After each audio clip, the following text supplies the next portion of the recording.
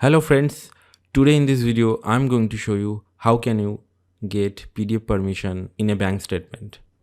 It sometimes happens that we need a PDF to convert in Excel for some official works.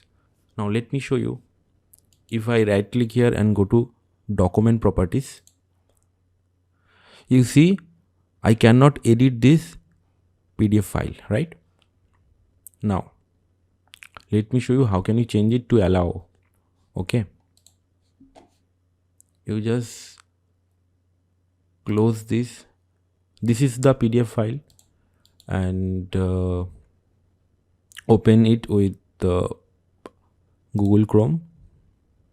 Now you just click on the printer and save it as PDF. Save it, rename it ABC in my case, whatever you want you can keep it. Now this one ABC.